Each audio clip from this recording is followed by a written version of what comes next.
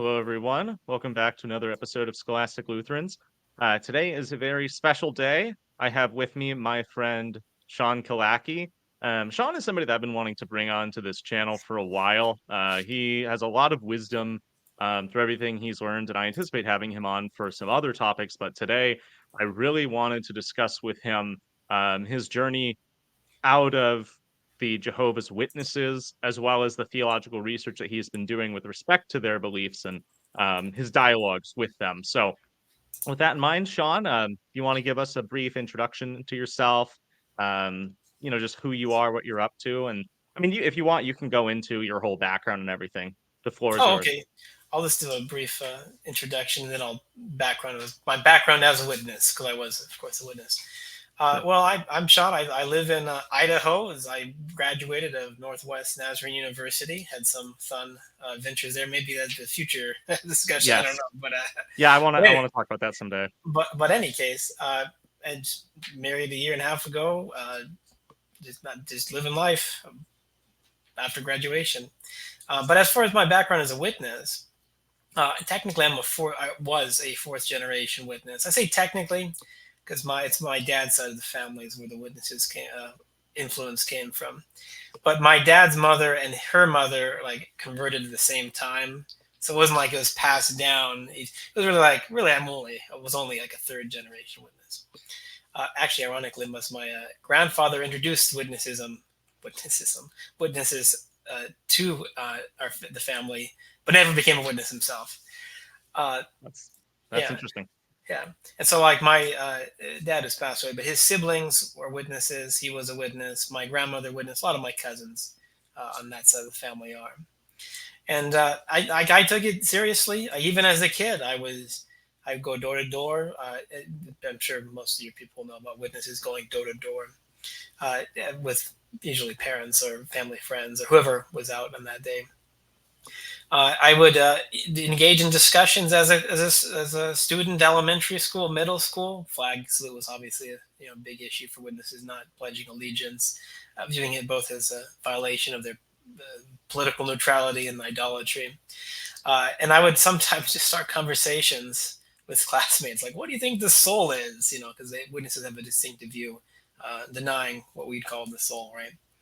Hmm. Uh, or I just print off articles from the program called Watchtower Library. It's their kind of like a research tool. They have a lot of their literature, not all of it, but a lot of their literature going back to no earlier than 1950. But a lot of it, I give to classmates and very involved door to door in the meetings. That's what they call their services meetings.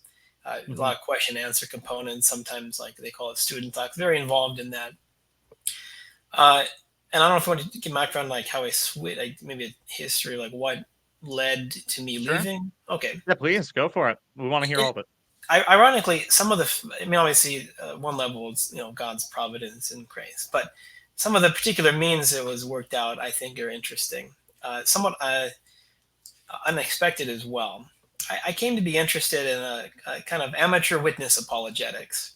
Some partly to satisfy my own like doubts I sometimes had about some of their doctrines, like 1914 being the start of the last days, for instance. It's like, yeah, is that really true? As a witness, I'd always think maybe it isn't true. And so one of the earlier projects I never finished it, but I started on was to research that in middle school, and I made my own little book about that. Well, at least part of one. It was never finished. But the Trinity was like one of my first passion projects. Obviously, as a witness, and maybe maybe especially as a young witness guy, teen, arguing about the Trinity was great. That was a lot of fun. And so I made a compendium of scripture quotations I thought would really refute it. Great. And a few years later, I even made a short book, a discussion, dialogue format. I'd read Justin Martyr's dialogue with Trypho, so I thought, oh, I'll make it as a back and forth.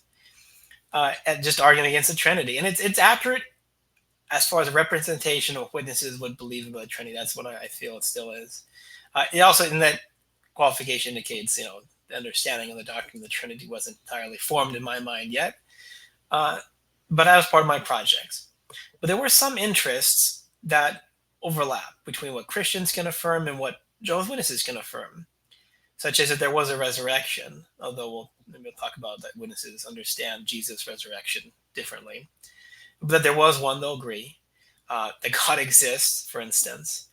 And witnesses are inerrantists, so they don't think there's errors in the scriptures, well, at least the original autographs, and that there's no contradictions. And you'll find the quote, lists of like 1,001 contradictions in the Bible or something. And like at least 90-95% of those are just filler because they're like, okay, anyone with any comprehension of any literacy will be able to see through these things. But it was one of my hobbies. I was research, these things, and sometimes particularly more difficult ones or ones where witness literature hadn't commented on those passages, because you can look up in that tool I mentioned, Watchtower Library, look up by scripture verse, and here's all the articles, or at least some key ones that had commented on it. They wouldn't always be there, and witnesses don't have like their own apologetic material. Like you wouldn't have a book like N.T. Wright or William Lane Craig's book on the resurrection. You're going to have something like that. So some of these topics I'd have to go, or I didn't have to go, but I ended up going outside of witness publications into what I think at that time I would say, so-called Christians. And I found them helpful. They had some reasonable observations, good points. And what it had to know was somewhat of a subtle shift. It changed my attitude toward, what I would say at that point, non-Christians. Oh, I'm a witness. They're not witnesses, so they're not Christians, but they seem to respect the Bible and have a reasonable understanding, at least these points that I've read them on. And so that in some way primed me to open up to certain things that witnesses might be wrong on, or that others might be right on. And that first began to bear fruit about the nature of the resurrection.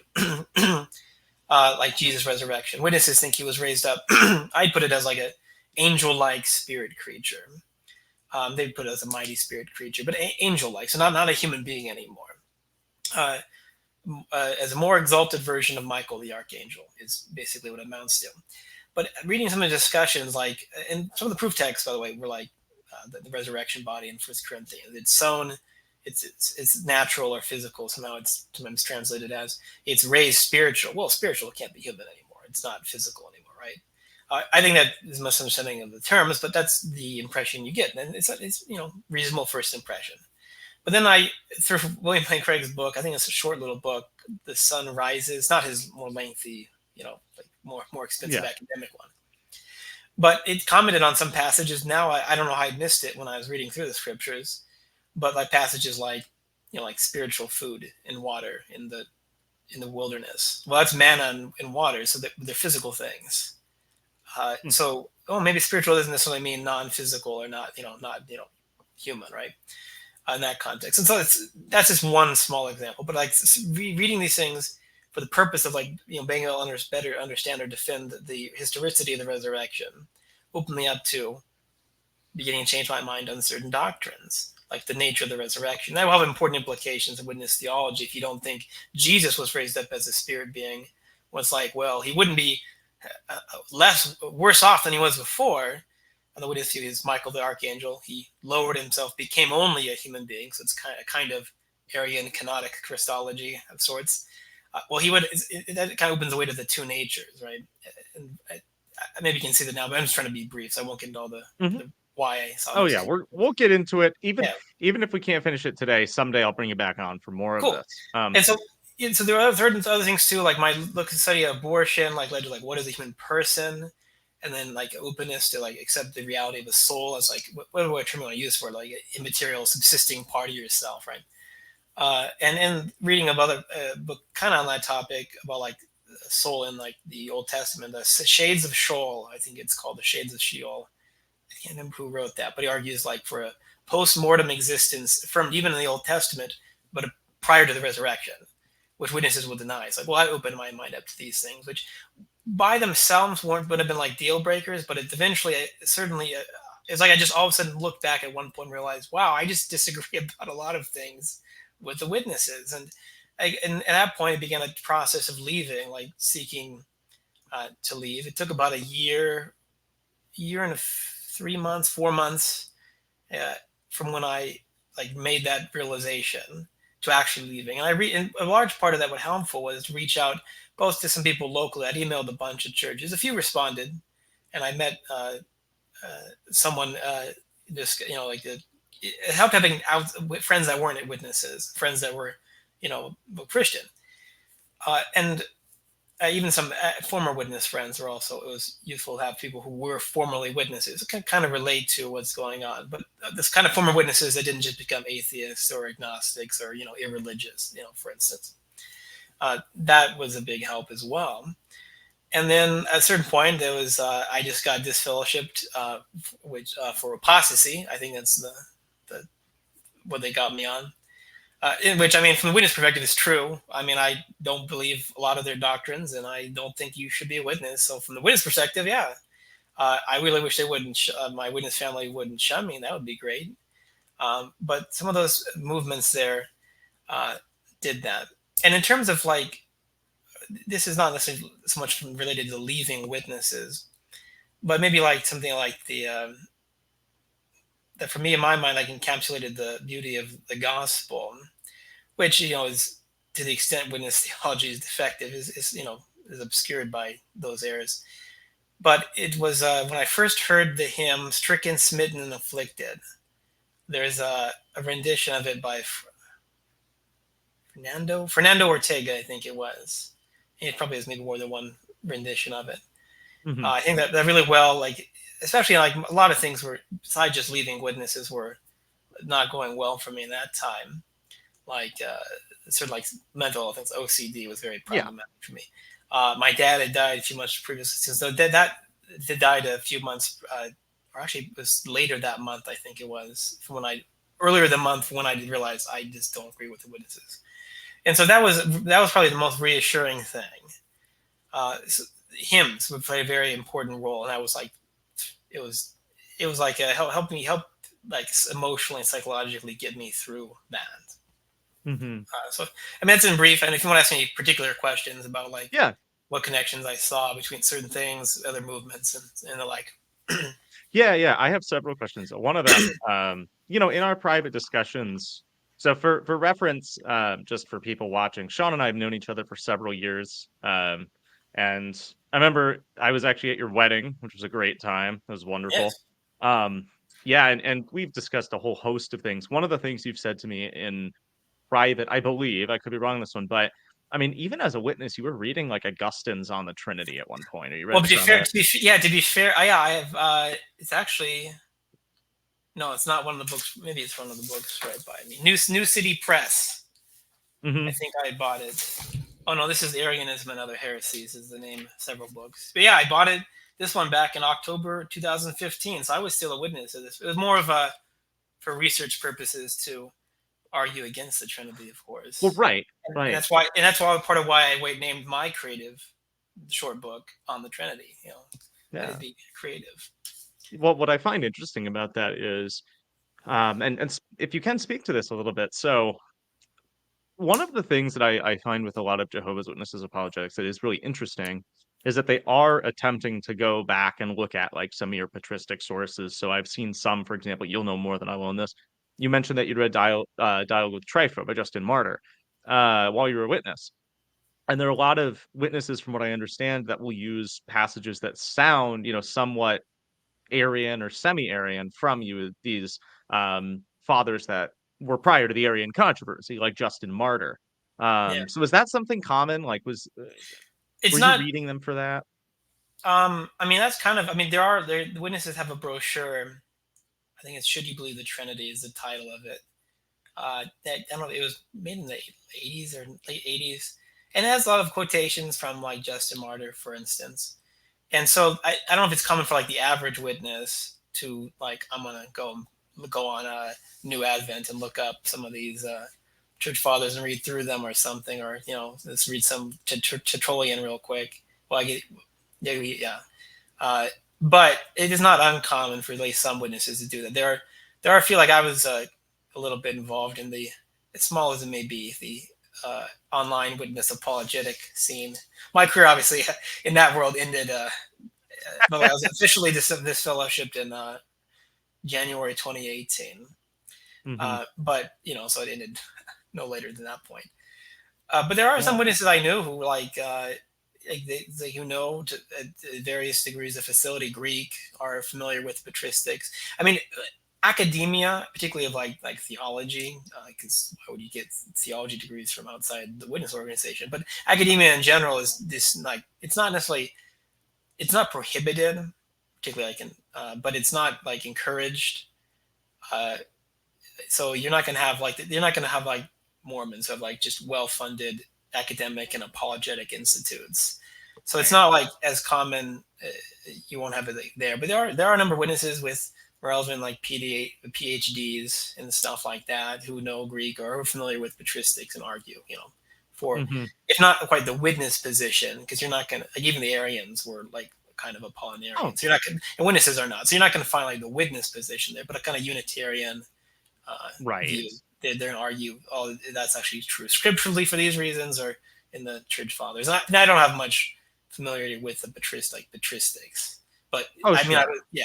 So So, one of the things that I have found interesting is that you do a lot when it comes to the discussion of the soul, because as somebody like when I looked into when I was younger, I would look into groups that, well, Christians, we would call them, frankly, cults in a lot of ways, like Mormonism and Jehovah's Witnesses. And a lot of the time, what I have found is there's not much attention as to some of the anthropological questions and discussions. And I think the soul is a really interesting one.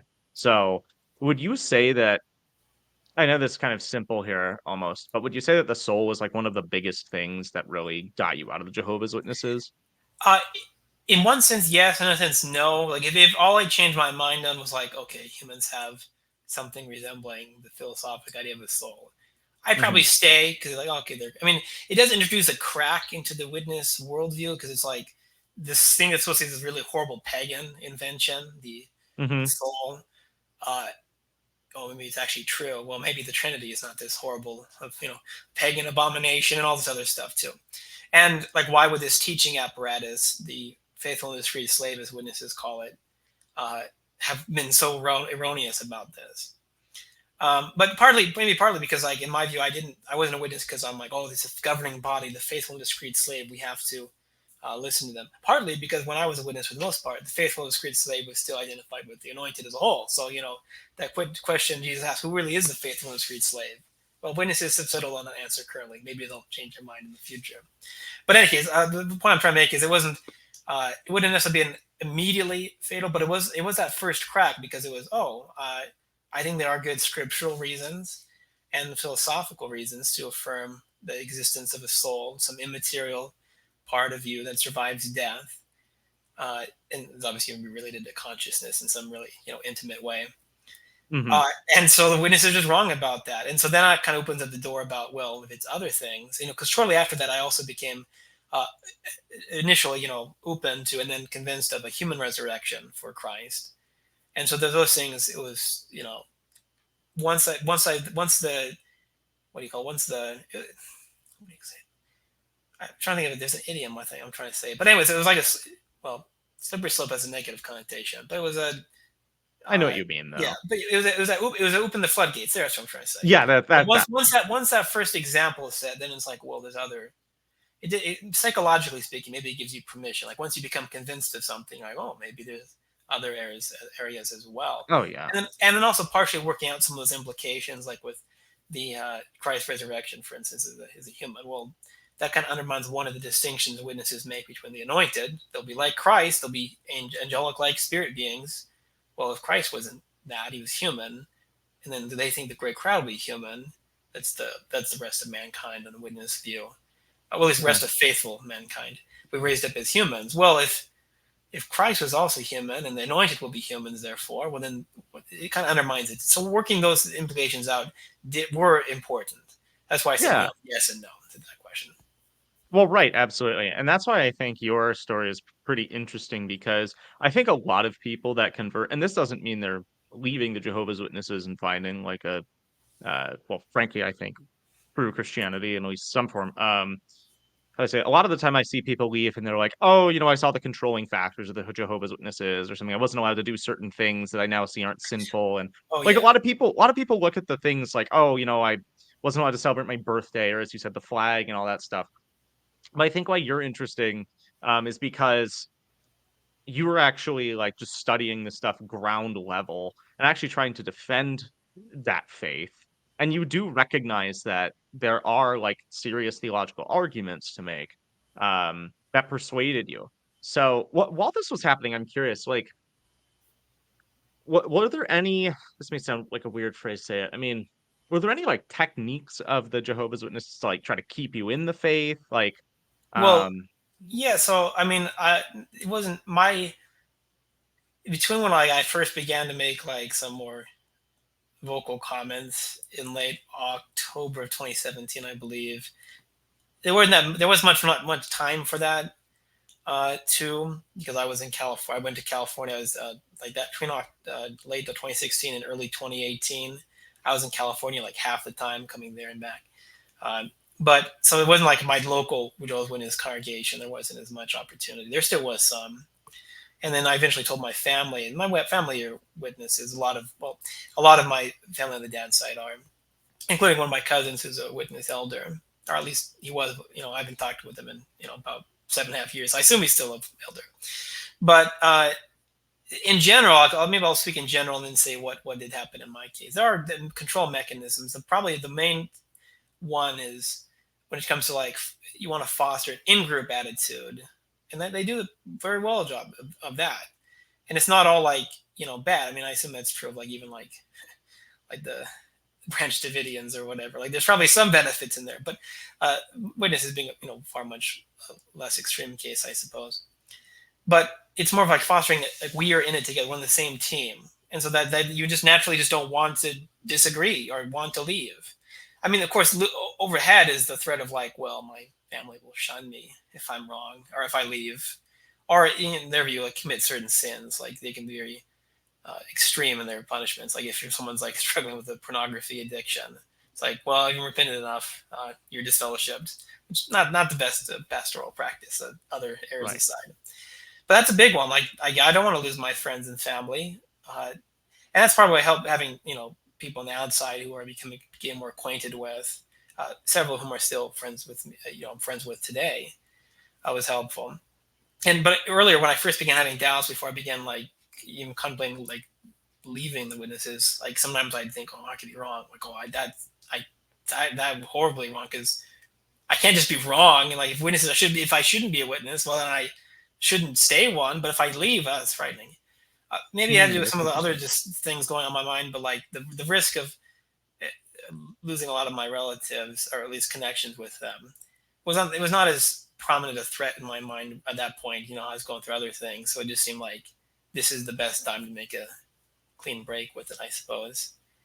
But in my own case, I met with the elders a few times about actually certain of my doubts. Not like I didn't come out with like I'm thinking the Trinity might be true doctrine actually, but things like like this, there's biblical reasons for the soul. We might be wrong about our what I call simple annihilationism, because in the witness view, basically, ultimate or eschatological punishment is just you just get annihilated. So it's not even the Hmm. rethinking hell. Who they're a bunch of evangelicals rethinking hell. There's their name of the group, and they would affirm, I think, like a period, a finite, but in Right. depth, it's period of like even like torment or punishment prior to the eventual annihilation, which at least Yeah. accounts for the degrees of punishment. Scripture clearly indicates degrees of punishment, so you can't just be everyone just gets simply annihilated and there's nothing else to it. But some of these errors there, and they try to reason with like from witness perspectives, but it, I'd already considered the witness answers those questions, so it wasn't persuasive. Interestingly, they did. I mean, this is not maybe it's so surprising, but they didn't. They looked up uh, I looked my name up online or something. I don't know because I'd asked like somebody I left a comment at a or some comments at Edward Fazer's blog post, uh, Hmm. and he had oh yeah, I actually saw him in person and also like twice. Him and he and William Lane Craig had some discussion as well. Uh, a month or two after I saw him initially, but I made a comment like, "Oh, I think I'll check that out," and they mentioned that. So they were doing some research about me. The witness elders were, I guess. Yeah. But that wasn't like trying to maybe trying to get to the root of my problem or like, oh, you been visiting apostate websites or whatever. Because and as a kid, I stumbled across those, and they kind of were disturbing at the time. I mean, some of the objections they make, didn't find persuasive. Like, oh, there's cases of covered up child abuse, and there are. I mean, they Yeah. definitely messed up there, but it's like that's not going to be unique to witnesses. No, Are, it's not. are in the grand scheme thing of history. I mean, as disgusting as they are, it's not surprising that imperfect humans, even those professing to be, uh, true Christians, are gonna, mess up so wickedly, right? Well, Uh, right. And a lot of that's one of those things, like, as I engage with um various groups like Roman Catholicism, one of the worst arguments I see is, oh, look how bad a lot of these priests are. And it's like, well, yeah, have you read okay. Peter Damian's Book of Gomorrah? Like, how bad were they back then? But in any But like, case, it's not an argument against, like, it doesn't work for me as an argument against the faith unless somebody is coming out and claiming every single member of this visible body is going to be visibly holier, so that there's yeah, no distinction. Like, there's no such thing, or I'll put it this way, like, every single member of the visible body is automatically elect, type of thing.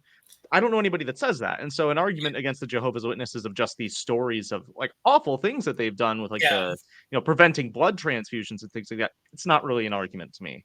Actually, this is a side note. One of the guy, I don't know if he probably had some degree, but I don't know what level or what it was in. But a guy named Greg Stafford is probably one of the Witnesses' best apologists. He ended up leaving the Witnesses. He formed his own group. Really? I don't know if it's still around, but yeah, Christian Witnesses of Jah, I think it's called, to distinguish Jah being the shorter form of Jehovah, like in Isaiah, like Hallelujah, JH. Huh. But yeah, one of the things he got in was blood transfusions. Like he's like, it's nonsense. I can't remember his arguments on that point, but I mean, witness position is like you can't have whole blood or large, the main like components like red blood cells, but fractions and certain things you can't have, and you can't store it before surgery. But if it goes out of your body like in a tube, it goes right back in. That's okay. So it's kind of like, well, maybe we should just not see abstain from blood, meaning, yeah, you can't eat blood or drink blood, but that's not what we're doing. So, Right. Right. but in any case, yeah. So I mean, it's not unique. I mean, like wickedness. I mean, that's like Ezekiel. Like, well, when Ezekiel is shown all these visions of the horrible things they did in the temple, like worshiping idols. Like, yeah, that's a good point. Like, yeah, biblical Judaism is false because they worshipped idols in the temple, corrupt. Therefore, uh, Yeah. therefore Yeah. monotheism's false. Because all these wicked things. King David murdered a man. Oh, wicked. Therefore, Right. Right. God's fault. Like that. That isn't persuasive to me. But I will say Yeah. one thing. Maybe it sparked a thing I meant to say earlier. Part of what kept me in, like, was fostering, like, there's certain things, certain groups, like professing to be Christians, do that's really bad. Actually, I remember even as a witness, I wrote. I don't know if I actually emailed it to him, but one of the ELCA, you know, people. Oh One of no. the was it first they have a transgendered bishop. I don't know what, but certain like pro LGBT things as a witness is like, no, this is obviously not in the scriptures. Or like groups that like promote abortion or something. It's like, well, I know that's false. So like it's so it did have an effect of like painting all so-called Christians this way. Oh, As interesting. witnesses, we have the true doctrine. Of course, that overlooks all these other groups that don't do that and don't think the Right. scriptures teach that. But that is one thing that is I wonder the people, like, we have to be inclusive, otherwise we scare people away from the church or whatever. Well, I mean, you have to settle the truth of the matter first, because otherwise it's just a trade-off. People like me as a witness, when I was a witness, I was just not appealing. So that kind of helped further the whole sense of in group we have it correct, out group they who knows what they're doing. Yeah. You're telling me that homosexual practices are fine. The Bible's clearly not saying that. Now you want to believe the Trinity? Like, come on, that's ridiculous. Oh, that's yeah, But that's an that's interesting well, that's an interesting way to think of it, because I mean, there are times when like I'll encounter somebody who believes like one thing that I look and I'm like, this is just plainly false to me. And then that kind of, in a lot of ways, will discredit, whether justly or not, or warranted or not, discredit some of the other things that they will say. Do you know what I mean? Like, it yeah. makes me Well, more apprehensive to listen to them on other things. that's kind of, I mean, that's how it was kind of in my mind as a witness, like already primed to think of where the truth, there the world, especially Right. like so-called Christians, because maybe the closest, like you don't feel as much like as a witness. I didn't feel like, oh, the Hindus, ooh, no, because they're like, from this perspective, at least my perspective, it felt like, you know, Protestants and Orthodox and Catholic, they're all just a parody of true Christianity. I mean, it was kind of a double-edged sword because it was kind of affinity, like we can talk about the same thing, so like it's kind of like we're kind of, close there, but also like the, too close. So there's kind of a danger. But then of Mhm. course it helped when say, oh, they're all with all these pro whatever, like all these ridiculous things they want us to believe is true, and then they'll add the Trinity, like we haven't seen that before. Oh, that's interesting. Well, let me ask you this. I mean, what was I guess what was your daily life like as a Jehovah's Witness? Like, is I there mean, is there anything as that during that time where you're like, you look back now and you're like, that's really weird, or was it just a fairly normal life? it was normal. I mean, I wasn't one of the ex witnesses who were like, I didn't get birthdays. Oh, horrible. My parents just loved me, I guess. I don't know. I didn't need birthday celebrations to Sure. feel that, or to, like that. And even I didn't feel like particularly stigmatized at school. I mean, sometimes the Pledge of Allegiance caused some issues, but maybe I was just more of a disagreeable person. So like, if anything, that I like that. Oh, stand out more for something I believe in. But so it was but for the most part, it was normal. I mean, we witnesses, when I was growing up initially, witnesses had 3 meetings a week. Sundays they had their what they called talks, sermons, and then like 40. They went down to 30 minutes, and then but one from that witness sermons are almost always prepared like by outline, and then just there's like 100. I know that they go up to like 160, something like that, and they just give them out and they rotate between the congregations. So usually, Oh, if you're a that's interesting. witness, most of your the person speaking will not be from your congregation, and then so it's kind of waiting for like the local witnesses to get to know each other, have people come out. But Oh, any that's case, interesting. yeah, and So I and just then want they to have understand, are you oh saying that what you have is the person who comes, it's called, is it a Kingdom Hall? Is that yeah, right? that's the name of the building, and each Right. and King Mall usually has like 2 or 3 congregations in it, and about 75 to 150 people each. And did Uh, you say it's the people, like I guess you could say the equivalent of a pastor who rotates around? Yeah, well, I mean, Or they is have it well, no, no, no. So each congregation will have like a body of elders, and okay? then there'll also be ministerial servants who do other things. That's kind of their corresponds to deacon, Sure. diakonos, and servant. And the those who give those sermons or the talks as they call them, they're not necessarily elders. That you don't have to be an elder to give them. You can be a guy. Women won't be doing that. But you then uh, generally it'll be from among the pool, usually elders and some others will go around. Either sometimes it'll be the person in your congregation that gives the talk that week, but usually like 3 out of every 4 weeks of the month it's someone else, and then a certain group will then take them out to lunch and stuff like that for hospitality and stuff. And so yeah, and also even the direct like the overall leadership of the congregation changes. Like it's somewhat of a congregational structure. I mean, there's a presiding elder, but there's a lot of like top down control from like the higher Hmm. levels of the organization. But it's kind of a congregational structure, congregationalist. Interesting. uh, it's not exactly because they don't, well, actually, I don't do congregational select their elders. Witnesses used to back in the day, like the early 20th century, but they don't anymore for like about that long.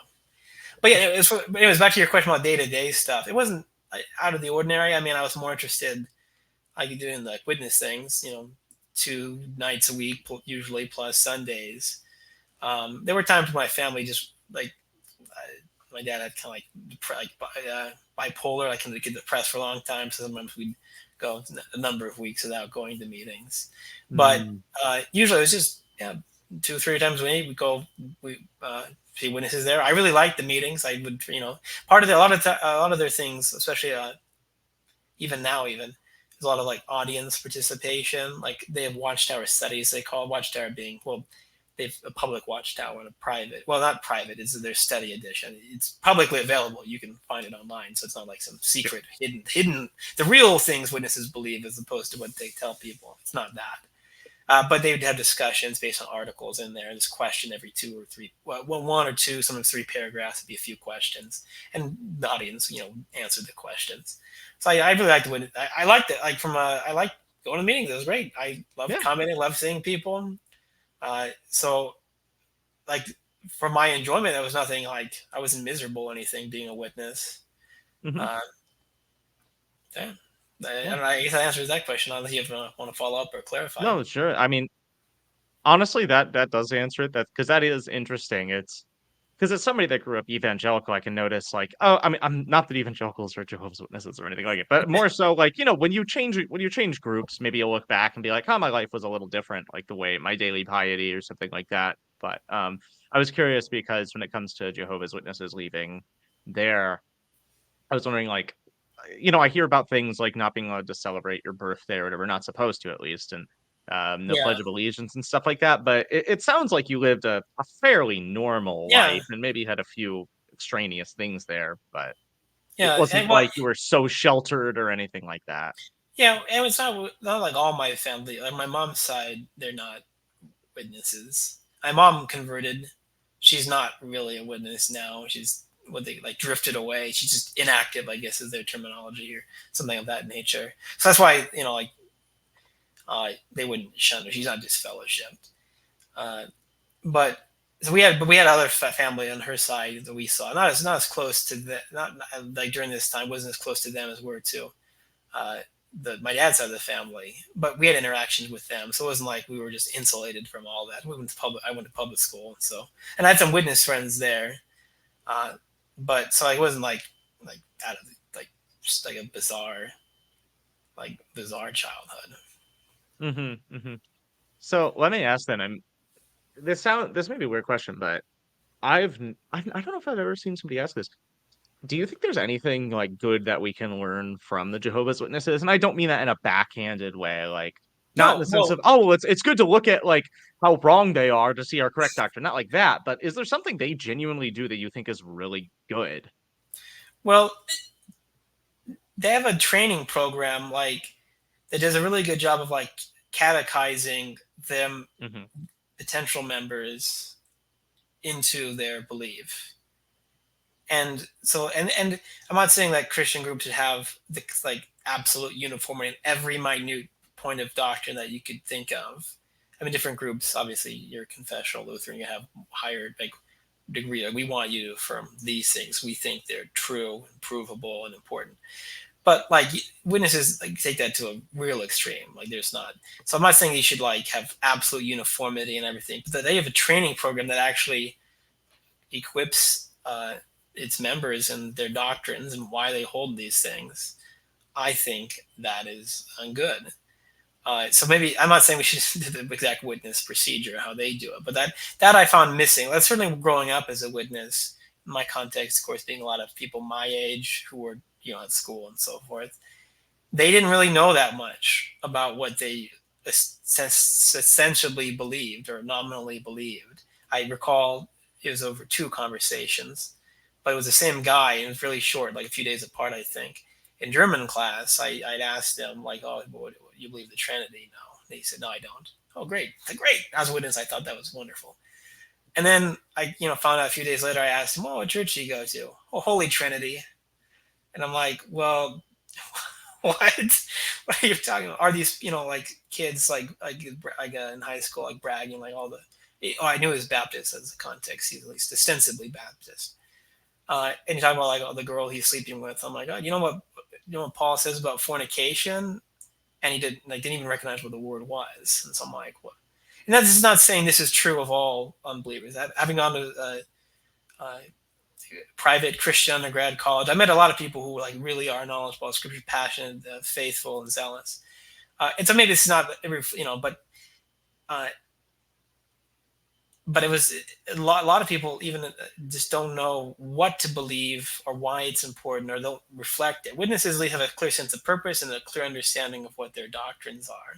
And if not necessarily emulate the method they do that about, but that's something that is worth reflecting on, I think. Yeah, yeah, I think that's good because I mean, unfortunately, it's the case with every group, and that doesn't mean a group is. Yeah. I mean, maybe not every group, absolutely, as you said, Jehovah's Witness is pretty good, but um, like as a Lutheran, I'll see people say things and I'm like, what are you talking about? Like people will say there's this one guy, for example, who I remember one time he's like, you don't need this person doesn't need baptism, he needs conversion. And it's like that's just like a really weird thing for somebody that's Lutheran to say, you know. Yeah, I Um guess if you're a salvationist, I guess you'd say that, but then you'd be yeah, wrong. it's just really weird. But and even like among Roman Catholics, again, this is not an argument against them. This is not me saying, oh, therefore the Roman Catholic Church is false. But there was like that study a few years ago where I think like less than around a third or less than a third of Roman Catholics that were polled believe in transubstantiation. Like a lot of them are just straight up memorialists. Um, it's just stuff like that where a lot of Yeah, groups are weird like that, where either the people will be poorly catechized and sometimes that's not the fault of the body, that's the person's just not paying attention, or they'll yeah, be catechized and they kind of don't care, they just like openly disagree. yeah. And so that's one thing I think of them. Some people talk about like, oh, we should train people to preach door to door. I'm sure I don't think it's effective. I'm certainly not. That's not with in the contemporary day and age. And I Was also there don't ever a think. time you were oh, sorry to interrupt, but was there Oh, ever a time you were successful? Like did you ever go out door to door and there was somebody that you like truly got well, to go these to are like for I was at a disadvantage most of the time I was a witness because like if you're some like 30-year-old guy like this 14-year-old kid someone to study the ah Bible with me, but I didn't get actually one of my friends I had in the I started the Bible study with. Although I didn't, partly because I was already maybe having some doubts about the witness doctrine, but also partly because I'm like, I just want to be confined to the book. Maybe they're still using this as their main go-to Bible study book. The what does the Bible really teach? But I wanted more of like the topic focused, and we would just discuss things. But I started that, but by the time she's not, she has a lot of problems just in doubts in general about anything. So there's no way she's going to be like on board with witness doctrines. Like there's no chance she was going to become a witness. And moreover, by the time it would have got to that point, I was already leaving. So oh no, I yeah, didn't. I didn't. I'd started some in school, like with classmates and stuff like that, or talked with people. For various reasons, either they moved or eventually I, was no longer with. Well, I graduated high school by that time, but it didn't come to anything. sure, Which is good because I okay, mean I wouldn't want that. I wouldn't want to make a witness. yeah, Become a witness. hmm hmm But yeah. Well, that is interesting. So one of the things that I mentioned earlier that I really like that you're doing is well, as I see your criticisms of the Jehovah's Witness, well, just their beliefs. One of the things that I really like you're doing is you're going after some of those like underdeveloped areas because a lot of people are going to touch on, okay, you have the Trinity, you have as part of that the deity of Christ and so on. But it seems to me that there are other things, like you said, the soul that we really need to give attention to, so to speak, yeah, that we should examine. What do you think some of those are? well, I mean, it depends on the way which is most important. I mean, I think that some of the if you're talking like underdeveloped, maybe things that aren't as well focused on or as developed in like the Hmm. witness or anti-witness apologetic literature. I am not sure. Maybe one that comes to mind is the belief. I don't know. I'm not having read like dozens of witness like reasoning with chose witnesses from the Bible. I think there's a book by that title or something like that. Having not read a lot of these books, I can't say for sure what's not emphasized enough. But I get the impression that like claims like the witnesses like only the anointed are in the new covenant. Most Christians aren't in the new covenant in witness theology.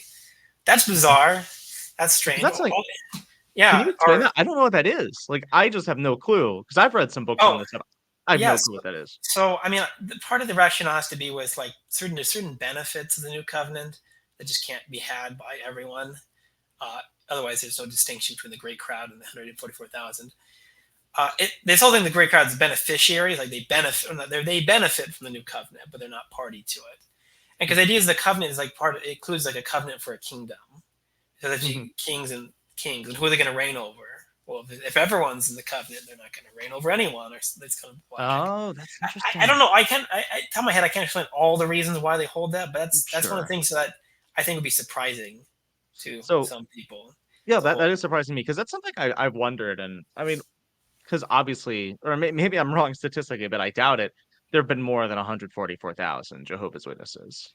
You Yeah, know well, what I mean? I mean, if you measure witnesses by like the attendance standards, like lots of churches were used, or like the average, like like who's on the rolls, like if you go like by like the memorial, like that's their closest analog to Easter. It's really more like Good Friday thing. That's the closest time they have to maybe that's another view. Like it's kind of connected to that. That's it's the closest time they get to communion, but most of them never ever commune on their with their the bread and wine. They don't partake of that because they're not part of the new covenant, so they wouldn't. They don't eat that. That's not for Oh, them to eat. interesting. Yeah, actually, maybe a side point I'll make Yeah, about the please. how witness justification there in a second. But anyways, uh, if you go by that number, there's like I don't know 20 million witnesses. Now, if you go by active members or members in good standing, I think it's like 7 or 8 million. Sure. So it's a pretty large group. I mean, over the world, on average, 1 out of 1,000 people are witness. Uh, so they're pretty common. Like you probably run across witnesses more than you think. I mean, they don't doesn't come out all the time. I only get that impression because where I work in a medical facility, I can one of the demographics is religious affiliation. I know it's all interesting. It's pretty common. You actually come across witnesses all the time. Large group. But yeah, not way more than 144,000. And they don't all partake because, again, they're not part of the new covenant in their view. So it's not for them. They're not the ones who will be made angelic, super angelic spirit beings who reign with Christ over the rest of mankind. That's not their hope. Of course, the idea is like, well, it's not all the new covenant's about. They're also like only 140,000 are spirit anointed or begotten or spirit begotten. Like, I think everyone has to be born again to be saved, but okay. Yeah, Uh, yeah, that's important, right? yeah, that's important. But part of their justification of like why they have, they wouldn't call it communion, but only once a year, and most people don't participate, is they're like trying to look for like, well, it kind of takes over the Passover kind of, and in the early church there's this group called the Quartodecimans. I'm pretty sure the Quartodecimans though commune. They didn't just have communion once a year.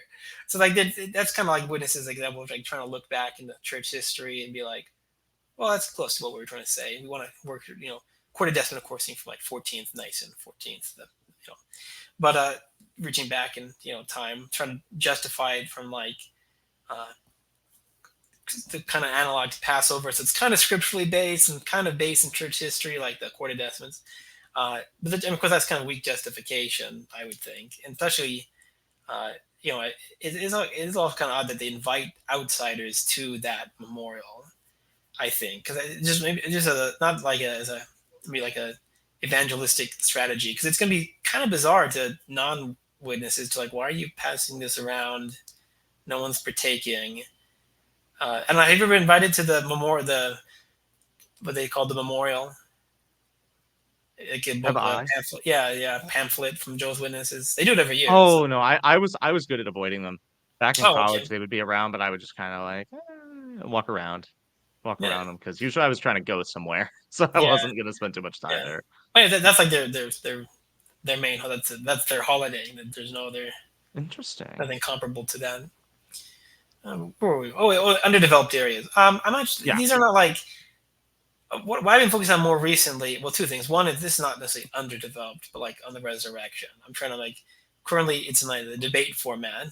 Not quite the kind of dialogue with trifle style I had while I was with this, but more of like opening statements and two responding statements from each side, and then a concluding. I'm not done with it yet, but the idea is to like develop both sides. The Christ was raised as human, the correct side, and he was not, the witness side, as well as I can, so that when I kind of try to convert it into like a essay, persuasive essay instead of a debate format, maybe like for a chapter, a book, or whatever, I eventually hope to write or get around to.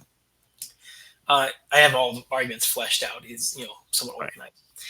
I'm working on that. I don't get to think it gets as much attention. I mean, maybe in some like the apologetic circle, but like the things that people think about witnesses, they don't think they deny the resurrection because superficially they affirm it. Oh, he was raised up, but that one maybe doesn't get as much attention. But I'm not focusing on it because that's like underdeveloped. This is more of my interest now. But there is a Yeah. kind of strategy I find interesting, and I don't see this often in some of the apologetics on witnesses. Not that I'm overly familiar with that, but is internal consistency problems in witness theology. Yes, That's because what I've that's been something I've focusing. seen you interacting with a solid amount.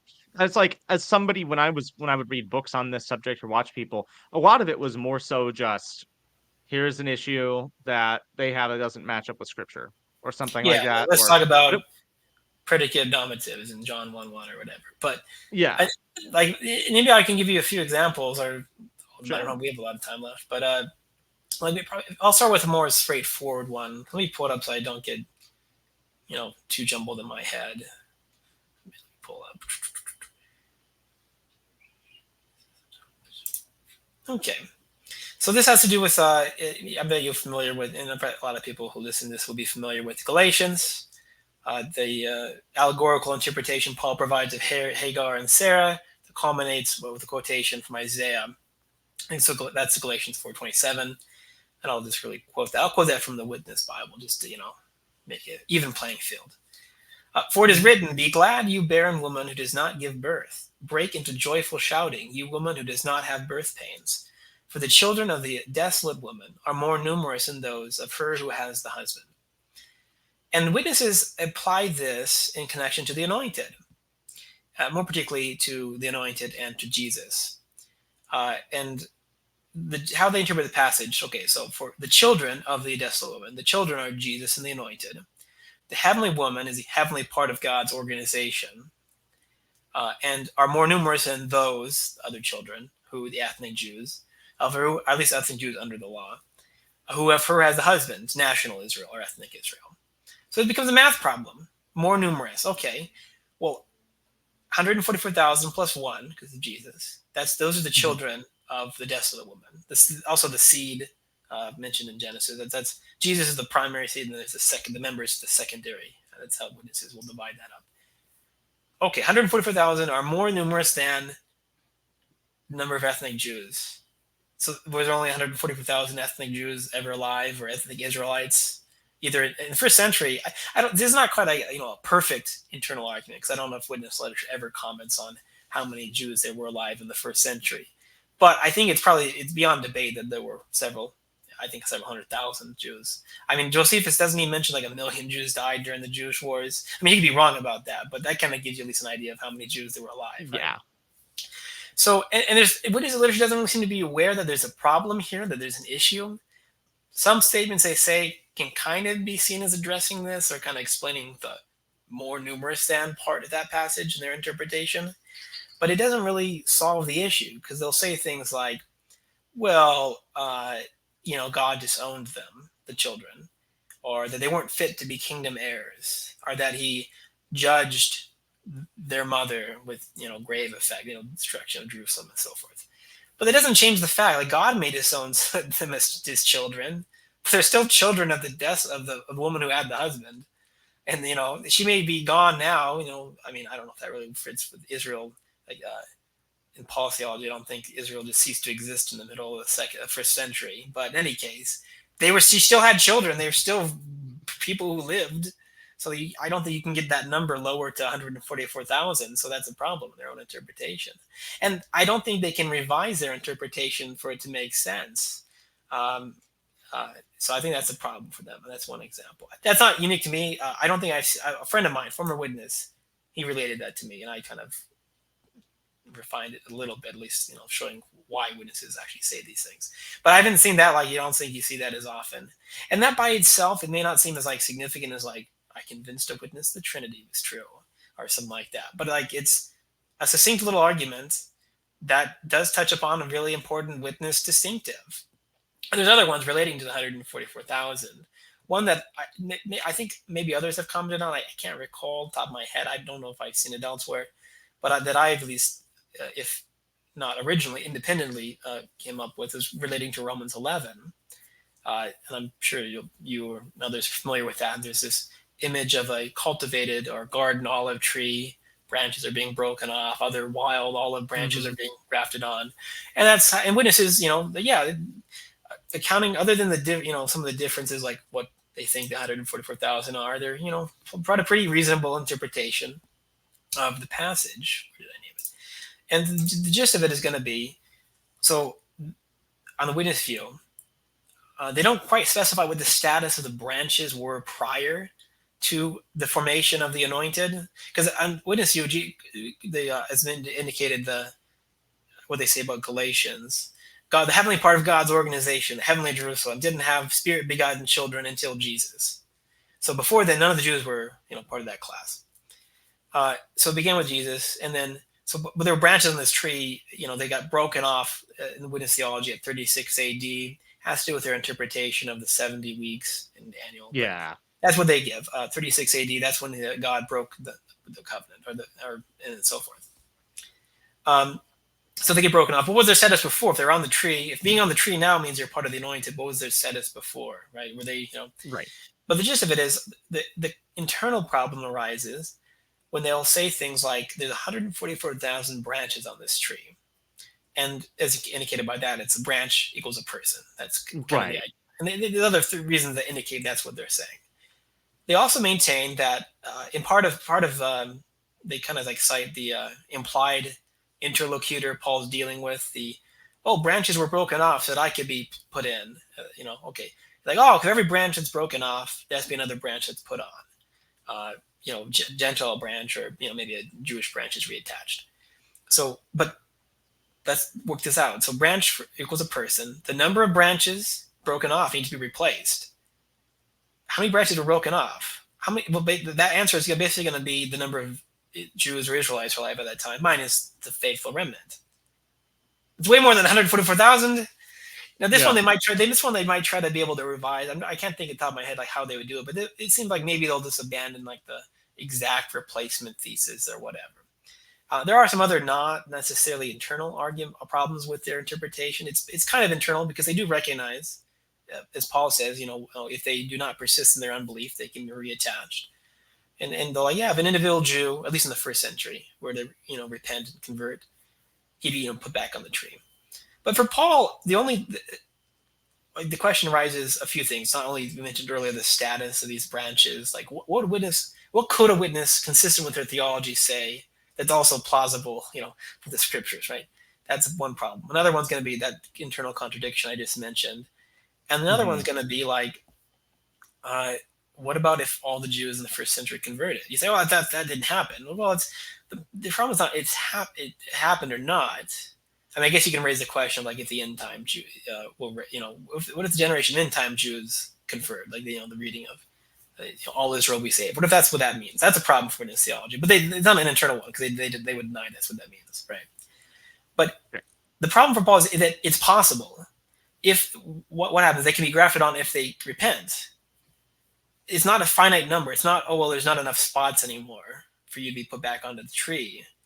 It's the same group that was broken off could be, God is able to put them back on. But for the witness theology, he's not, because there'd be too many, there's not enough spots anymore. And that's why that's a problem as well, I think, with their interpretation, given what Romans 11 says and how they interpret it elsewhere. If it was possible for most or all of the Jews to repent by the end of that, say by 70 AD or whatever witness limit they want to put, if it's possible, and Paul says they can put back on, and witness theology wouldn't allow for that possibility, that itself is a problem. So there's other, it's kind of these more like out of the way, minute. I think maybe on the witness doctrine of the anointed maybe is another underdeveloped area. So that's maybe a lot of my arguments go against that. There's a few more. I don't know if you want to keep going, but I have a few more I find interesting. Yeah, please. That's why one of them has to do kind of talk about to the soul. The idea of the witness view, like, so if they don't think of soul, what do they think a human person is? These are going to kind of connect to that idea.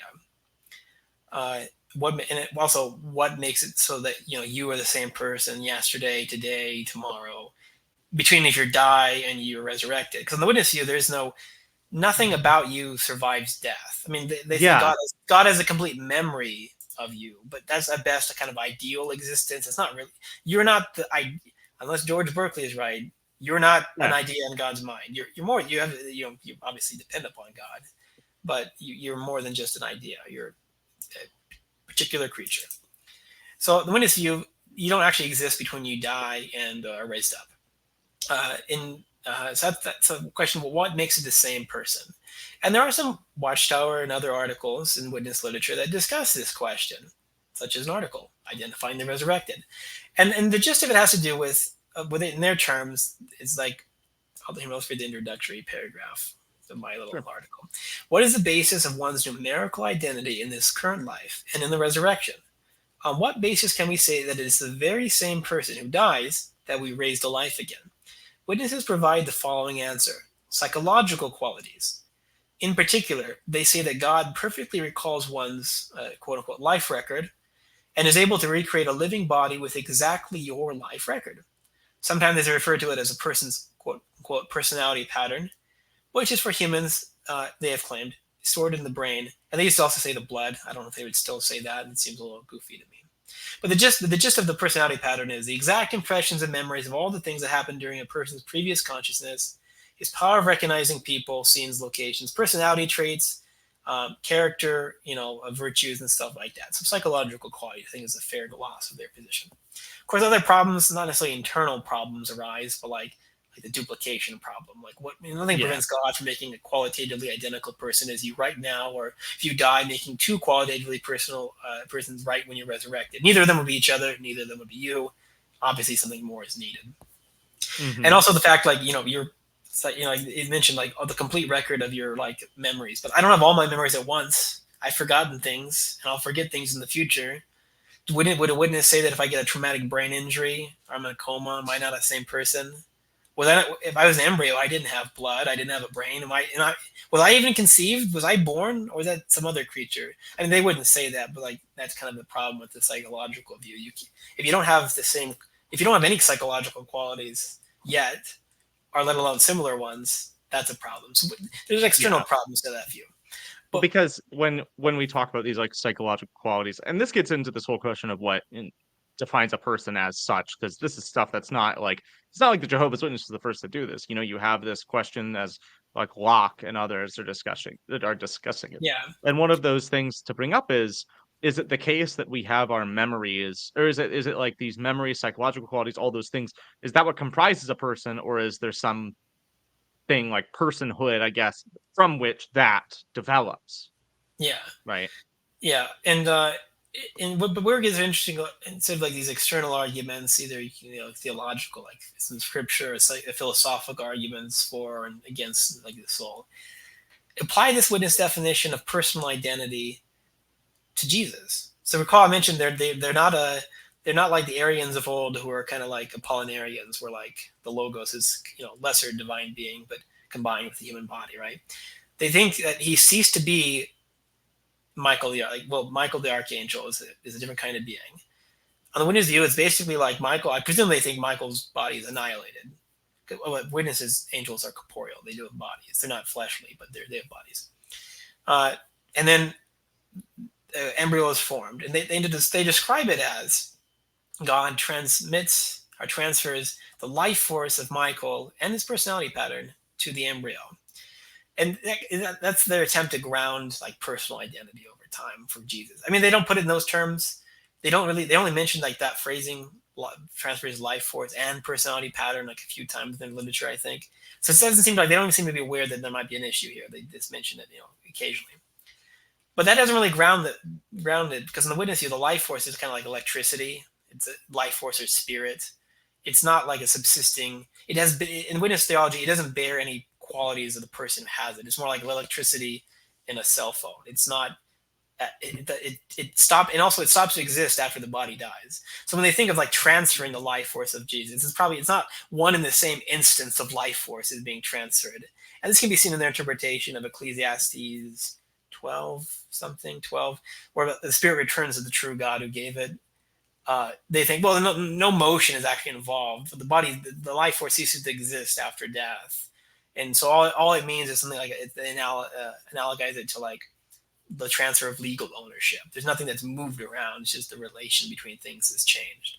I mean, it doesn't make sense to me because God always has like the legal right to give or take away your life. But what I'm trying to use is to show that witness, there's no actual motion of one and the same instance of life force.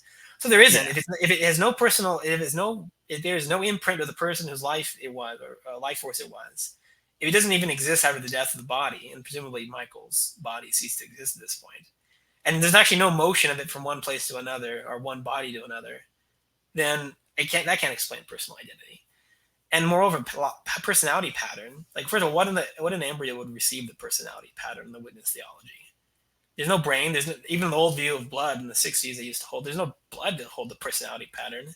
And more importantly, on the witness view, when did Jesus get back his pre-earthly memories of being Michael the archangel for, they say, billions of years, They say he grew in wisdom also. I mean, the scriptures say that. So like, Yeah, that Luke sense it 2. would too.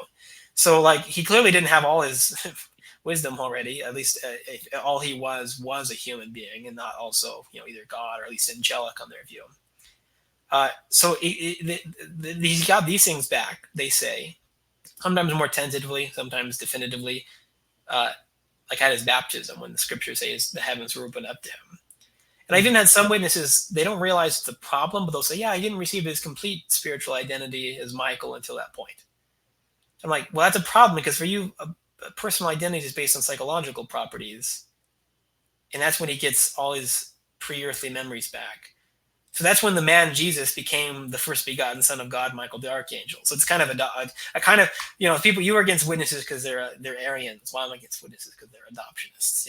But I kind of, I mean, it kind of turns out to be, so that's, but of course witnesses wouldn't really want to say, well, no, Jesus, like, no, it was the same being Michael that's now conceived in Mary's womb and gives birth and is raising. He didn't just become Michael at a later point in his life. So that's why I think it's an internal problem, because given their own Right. definition of a personal identity, their own kind of attempt to explain how it's Jesus is the same as Michael, notwithstanding, I think it just contradicts itself. And that's a problem. Another one I've been working on, it's somewhat more debatable because witness literature, I don't think is 100% clear on some of the points involved. So it takes more of a form of a dilemma, like witnesses, depending on how they want to answer, can go different ways. Uh-huh. But it's kind of like in witness theology, I'll get some background. Obviously, in scriptures, angels appeared in the form of men, usually, sometimes in the objective world, sometimes psychologically. But when it comes to like angel appears before you, or in the witness theology, the Nephilim were fathered by angels. That's how they interpret sons of God. They were what happens? Well, they seem to materialize. The witness talk about them materializing human or fleshly or physical bodies, and they attribute things that at least strongly indicative that these bodies are actually alive. Including like eating and drinking, but also like they can procreate human offspring and they can enjoy human pleasures and passions, which seems to suggest functioning, living body. And there are some caveats, like but that seems to be the case in witness literature.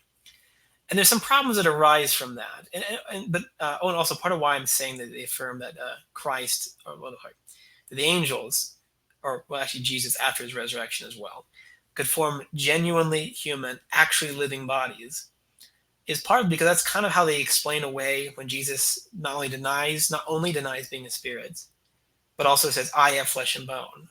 So the affirmation as well of that is like, well, in our view, he does. He's human. He himself is not human, but he does materialize this actually human body, had flesh and bone. So he's not lying, and there you go. That's part of it. The other explanation is to like limit I'm not a spirit to be like he's not an evil spirit or something like that. And that I'm not saying that you can't, like, obviously Christ is denying being a spirit there, but in Paul calls him a life-giving spirit. So you can't. There obviously has to be something. Spirit can't just doesn't mean just any kind of Yeah. I don't object to them trying to limit that in principle, but my focus is on like the affirmations. And if they were to say that these bodies were not actually human bodies, well, that seems to undermine their way to explain away this passage. Because if they want to say no, the angels can't really form human bodies. Well, first of all, they shouldn't really speak about all the times when they can procreate human offspring and enjoy Yeah. human pleasures. But also, they kind of weaken their arguments. That's kind of one edge of the dilemma. If you want to go that way, you kind of weaken your ability to resist the humanity of Jesus' resurrection. That's Another interesting. one, yeah, another one is going to be like, well, okay, so it's living human body, and witness theology, a living human body is a person, or like or what they call a soul, a human soul. Soul for them means basically complete person. And I had, and more particularly, it's a human person with life force, again, spirit. And I don't know if there's really debate necessarily to the exegesis and interpretation of witness literature, but I just want our witness try to explain away. Well, no, the angel animated the body, so it wasn't really its own living person. I'm like, well, what do you mean by that? Like, they just move around the atoms? Is life just motion, or it's more than that, right?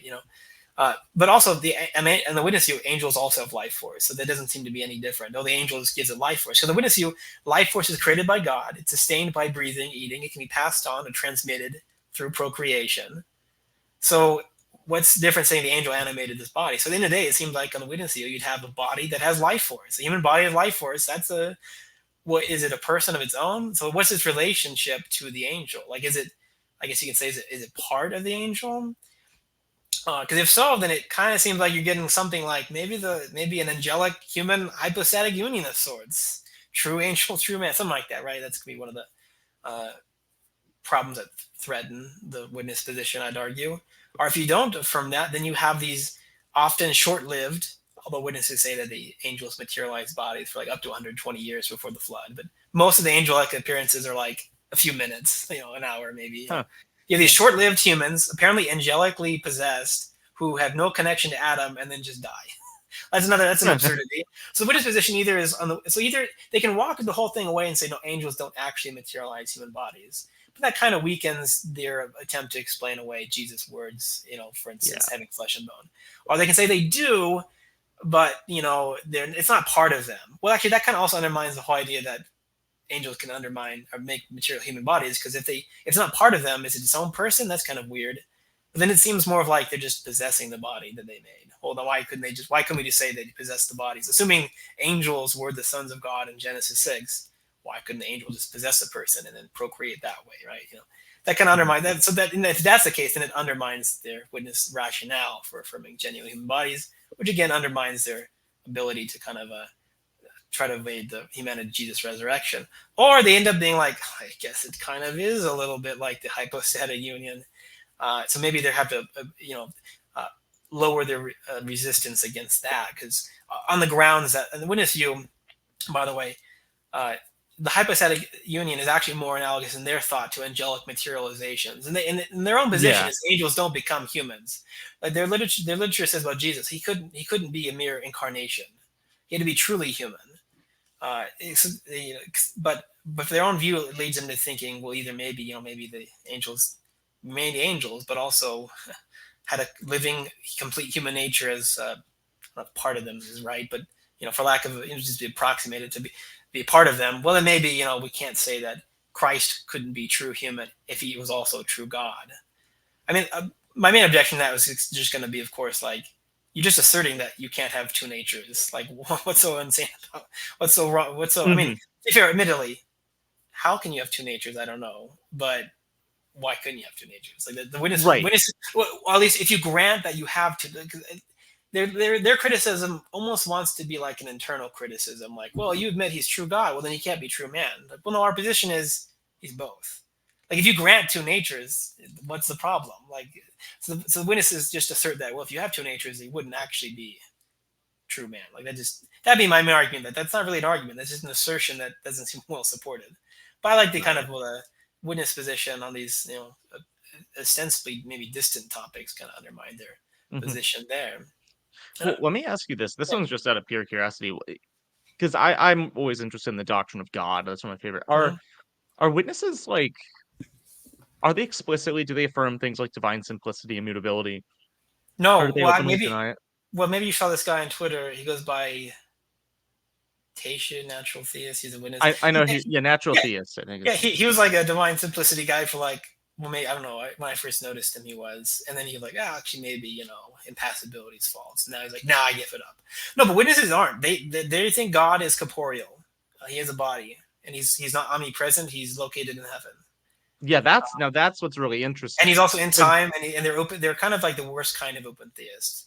I'll get to that in a there second. are worse kinds, all of them are horrible to me. Well, the open theist. I'm kidding, I'm just Well, I mean, messing yeah. with you, Well, Sean. open theism is kind of goofy, but no, I'll get to explain it. I'll explain why I said that in a second. If you want to Sure, sure. respond to the witness, yeah, witnesses, no divine simplicity, no divine impassibility. God is not timeless.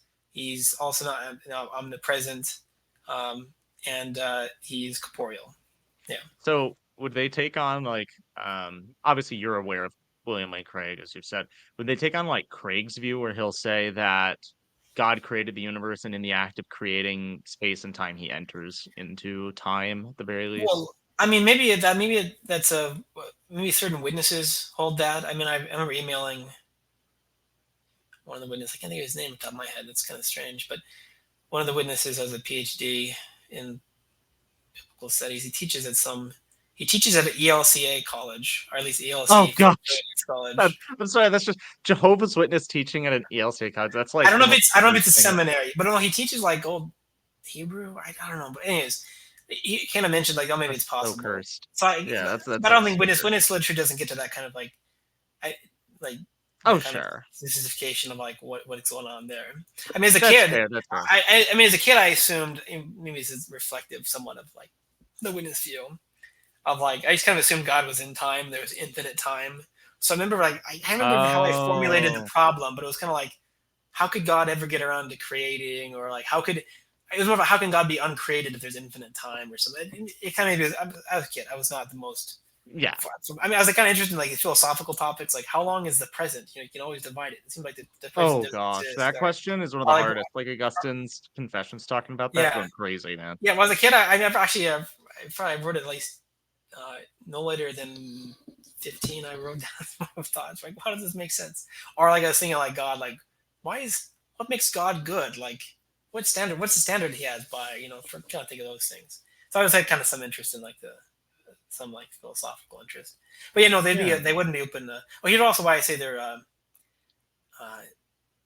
the worst kind of open theist, because correct me if I'm wrong, but it seems the rationale a lot of open theists have, at least the philosophical rationale, is going to be, well, there can't be true statements about the future. So the future can't be yes, determined. And so it's not that there's some truths out there that God doesn't know. It's they aren't true yet. Well, there might be true statements about probabilities given certain things, but God knows those. But it's not like it's not a slight on God's omniscience because there's nothing yeah. to be known. Well, it's Uh, kind of like when there's the the old atheist talking point of the stone paradox. It's the oh like yeah, the defender of theism is typically going to say, well, it's this doesn't definitionally really matter. This contradictory. doesn't fit into the scope. Yeah, this doesn't fit into the scope of omnipotence because it's a logical contradiction. So in a lot of ways, open theists, from what I have seen, they're going to say something similar about omniscience, where it's Yeah, like, how is it a slight against God's omniscience if he doesn't know something that cannot fundamentally be known? yeah, and also and exegetically, there's maybe some reasons too. And witnesses have some. I think they cite the example of Sodom, like God saying, "I'm going to choose to go down." Oh, But it's not really an example of God not knowing the future. It would be him not knowing what's actually happening and has already happened. So yeah. I mean, I think I do like people commented by the way about like a judicial knowing, like I'm going down to like determine like pass judgment, not like I don't actually know what's going on here. Yeah, But or in the any Garden case, of Eden, for example. Where are yeah, you? Yeah. yeah. Whatever the rationale. Rationale. Garden of Eden reminded me. When it's you, God didn't foreknow the fall, and that reminded me of one other Oh, that's internal interesting. problem. Well, because then if he foreknew the fall, then he's like at fault or something like that. But in any case, Oh, interesting. yeah. Yeah. So not even if he permitted it, so there you go even beyond that. So even the Hmm. non-Calvinist position will not be saved. But although fun fact, witnesses are also limited atonement. They just Wait. limit. Okay. Okay. Yeah, oh, I've heard that Oh, one. I've briefly heard that well, one. So they affirm limited atonement. So kind of. obviously they're going to be working. Well, they're working with Well, different categories in some way. no, because Adam is just excluded from the atonement. Adam and Eve, they were Oh, never part of it because they. I don't want to get too many tangents. So we'll like a Russian essence. it's okay. We'll resolve the first one and we'll go back to the main point. Sure. Because in the witness view, uh, they kind of they cite in the Mosaic law there's no ransom for willful murder, and within the Mosaic system there wasn't. Um, why that applied to the atonement of Christ, don't know, since willful murderers like David are saved, But any case, they apply it to him, and then you know say, well, Adam, he had no inclination to sin, so he's more culpable, and he brought death to everyone, so he's as willful a murderer as you're going to get. Uh, I see it. on the other hand, maybe that's the best argument again. I mean, the scriptures don't explicitly say Adam's saved, but like, come on, it would. I I'd make an argument from fittingness. Adam has to be saved, but in any well, case, even neglecting or not using an argument from fittingness, I actually just think it makes sense in that. I mean, the it's fitting. passing down of the true faith, right? Like, Yeah, unless you want to, I mean, I'm not opposed to saying that God would show up. I mean, he does show up to Cain and Abel, or to Cain specifically, but I don't really have an indication in scripture that they apostatize. It seems to be more like inference to best yeah. Well, explanation and type and I thing that mean, as they everyone fall knows, for. who's read Paradise Lost, Adam is like Michael. I think it's Michael explains everything to Adam, and he's like, okay, that's fine. We sinned or whatever. Human history will work out. Paradise Lost is not. That's my pseudographia, Old Testament pseudographia. Oh, By mine John mine is Milton. Dante. Mine is Yeah. Dante. Although Dante's poor. Come on. Why does yeah, Dante's pretty good. Yeah, Paradise. Yeah, Doc. That's firsthand account of hell. Like witnesses. How are you gonna refute that? Satan's down there. Satan's in the earth right now, center of the earth, frozen. that's Yeah. yeah. Although Milton, actually, witnesses kind of like Milton because I think Milton was at least heretical on the Trinity. So Oh, I'm it's, sure. but But the inspiration overcame that in the writing of the Paradise Lost. But any case, oh yeah, yeah. but Well, any case, it's like when Saul prophesies, and even though it's like a Balaam or something. Yeah, but go on. yeah, yes, Saul among the prophets. Um, Yes. but okay, so yeah, so what were the points? Okay, so the open theism. Oh yeah, so Adam's excluded. That's the limited. So technically, it's Limited limited atonement. atonement, and it's kind of a goofy one because it's like, well, willful I murder. just That's kind of a stretch. You're asking for a lot. I prefer not to condemn my great great great great grandfather. Whatever. But sure. okay, that one, open theism, worst kind of open theism. So on the number one is there's these truths that just can't the future's not fixed. They're like, oh, if there's true statements now, then like what's the room of free will and so forth. There's concerns there. The way of view seems to be that there are truths about the future, but God just chooses not to know them, and that somehow avoids them. Oh, That's how he respects free will. Or that if they're not fixed, he could fix the future because he knows. We're just like, yeah, he can foreknow things.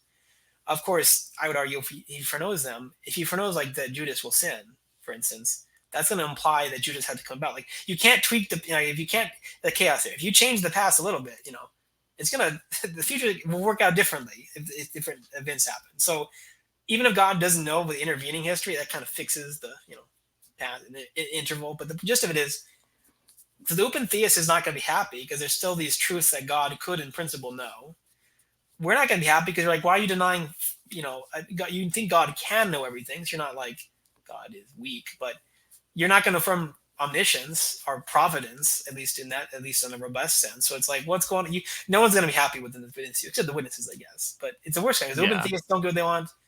The orthodox view of God's knowledge doesn't get what it wants, but they're like in an awkward middle ground where God could know everything, Yeah. but he doesn't because if he knew it, that'd be the problem. Because that's a weird thing when you think about it. Like, how does God possibly restrict himself from knowing something, if that makes sense? Yeah, Because like like on where these well, actually, I mean that's kind of the I mean that's kind of the well, I mean that's related to the Molinism. Like, where do these I was about to say. conditional where do these conditionals come from? Like, are they just floating out Right, right. The grounding problem, the grounding there? Yeah, objection. are they just in the Platonic heaven? Like God is looking around, like there's that truth. Yeah. Oh, I don't want well, to he see is. that. You know what? Well, that's the theory. Is he's corporeal, so there is a Molinist like corporeal heaven. Oh, I don't know. Maybe. No, for the record, Oh this is no, not officially canon to them. I'm just joking yeah. around. Well, I mean, it is an interesting question. Like, how would God choose to not like? How would he limit himself? I mean, of course, a witness. I wouldn't have begrudged them if they just say it's a mystery. Like, how are we supposed to know what God Well, is right. anything? But Well, yeah, because yeah, I was just gonna say, I admittedly say that obviously as a classical theist, where that just makes yeah, absolutely no sense. But you get into this, I mean, I bet they could basically respond that there are plenty of things that you could choose to know or to not know in terms of like, well, you decide to like maybe, there are things maybe that it's like maybe it's like the definitional problem about like it's a different kind of thing. It's not like I choose not to know about mathematics because I'm lazy. I don't want to learn mathematics, whatever. But mhm, like, but God isn't like weak in power or self control. So like, how does he like? It's in a different kind of subject matter. It's not something God would gain by experience. So it's like yeah, maybe it's like a defining definition to define God. Like I'm only choose this stuff. I'm not going to choose this stuff. Almost is like he already knows it. How's he gonna define what he doesn't right. know? Well, Now, how does he eliminate? Well, and that's the question is what does it entail when you say that God does not know something? Does that mean like does that mean God is aware of it, but he doesn't know the full extent? Like, for example, I know of certain events that have occurred in a friend's life of mine, but I don't know all of the details. You know what I mean? Like I yeah, know you, but I don't know every single detail of you marrying your wife, of like how you met her, everything. I recall, yeah. some details. But like I still know that occurred. Do they say that, or do they just say like straight up, the event itself is not known to God? Like God does fundamentally does not know that stuff Yeah. whatsoever as even existing in some very like basic way according to again it was speaking of with events it's weird to use this terminology but just speaking like essentially right like God doesn't know the essence of these so to speak. Yeah, I mean, yeah. So what are propositions either? Like, yeah, I was it's kind of like a transcendental argument for God. Like, there's these necessary, like, Hmm. like propositions exist. Like, how could God, like, what does it mean? Like, I just check to see if they're true or not. Like, I flip a card over. Like, I'm choosing not to do that though. I know Hmm. there's I know there's a proposition that God could do that. But I guess maybe on the on open theism generally, it's still kind of disappointing because God didn't like. I mean, I guess it depends how much of a master chess player you think God is when it comes to like, did God foreknow you? Hmm. Like, it's I mean, it's something I prefer a view, and this isn't arguing for its truth, I guess, but I prefer a view where God foreknew that I would exist and also that He would save me, than one where like, oh, He's glad you came along and He'll save you, but like it was Yeah. kind of, I mean, it was kind of a surprise. But and I'm not sure like witnesses where they would, I mean, because like they witnesses do talk about like God being able to predict the future, like because He foreknows it, not just like I'm guessing this will happen. Yeah, well, we Uh, talk about, and this is what I've talked about before with people. This may not be perfect because obviously I'm not talking about the Jehovah's Witnesses view specifically, but when I see like open theists, I mean, I get what they're going out with their kind of like truth maker maximalism of sorts, where like for something to be true, it absolutely must have a truth maker of some kind. But the question is, okay, let's say that God in principle can know something purely from, as you said, probabilities of some sort. I mean, I guess you could say, okay, the probability is 99.9999 et cetera percent. But at some point, is it the same as true, like infallible knowing? Like well, in actually, principle, yeah, go on, these are reminding some of the problems with witness theology. So there's one, they're actually the two next one I want to mention relate to please. the anointed as well. And we'll start with the one that's more directly to the probability thing. And that's going to be witnesses aren't as opposed to universalism as a hell as you might expect. And why do I say that? Well, Well, uh, the anointed. I don't know if I mentioned that they're the ones who become immortal. Well, God is oh, immortal. Jesus is now immortal. The anointed will become immortal. And actually, in the witness theology, a lot of them already raised up in 1914, so they're already immortal. There'll be up to 144,002 immortal persons, because angels and men aren't ever given mortality. They have everlastingness. And the difference is they're still immortal. They still need only the anointed are self-sustaining and immortal among creatures. Well, in and, Jesus, but and when you say self-sustaining, can you be clear here? Like, are you talking about? And this is going to be philosophical categories. I know they may not say, but I by don't. Yeah, self-sustaining, do they quite literally mean something like you don't depend on God or what He's created in terms of efficient causality, or is I it the mean, sense of I like, think they don't. I don't know if they would think in those terms. I don't think they have like an essentially ordered series or whatever of like sustaining causes or whatever. But they mean they don't drive. I think it has to do with like when Jesus is like, just as the Father has life within Himself, He has granted that I should have hmm, life within myself. They're like, they don't need any external energy sources to sustain themselves. As angels still yes, that's what I do. was going to go with. In the resurrection, humans will need food and water and so forth. So they're mortal, and witness view of immortality includes several things. And part of what the dilemma is going to be, God doesn't know the future definitively.